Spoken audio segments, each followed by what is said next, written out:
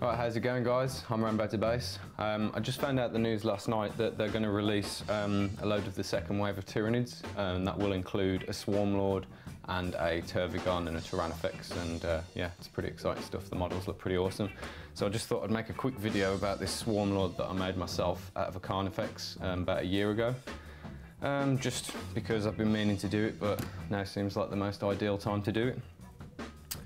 Basically, it is just a Carnifex's body turned upside down on itself, with a few extra plates of carapace down its chest, and then the arms of the scything talons cut off with bits of acrylic, 3mm acrylic used as the swords. So what I actually did was I took a standard scything talon and I basically chopped it down this line here, and then originally I just turned it round and glued it back on to see how that would look, but it looked a bit weak actually because of like the bone carapace type stuff at the front of the scythe. So then I went and bought some acrylic and decided to make my own bone sword shaped things. My blending techniques aren't quite up to scratch, but it gives you an idea of what I did anyway.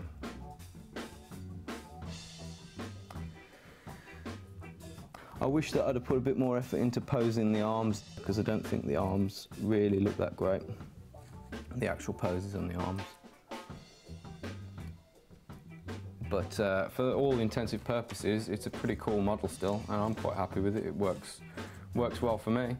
So yeah, if you don't fancy forking out the money for a Swarmlord, which is £33 I think I saw it on the site for. I'm quite surprised that it's not the same price as a Trigon, to be honest with you, but if you've got an old Carnifex lying around mute, pack it up, turn it round, get some bone swords on the go.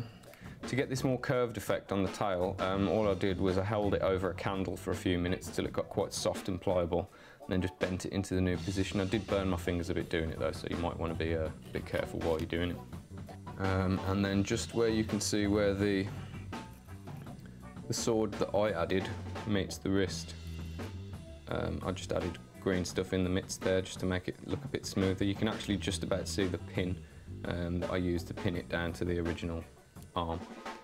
Then I used some of the spiky bits, some of the spare spiky bits off a Trigon, just to put on the sides as like little, what would you call them, like the hilt of his swords, if you like. So I guess the swords themselves are kind of half cross between a Saracen and a pirate sword or something like that, but I think it works quite well.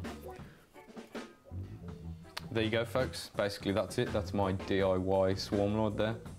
I think it's probably about the same size as Swarmlord's going to be, and just as good in the game, so get out there and make yourself a Swarmlord.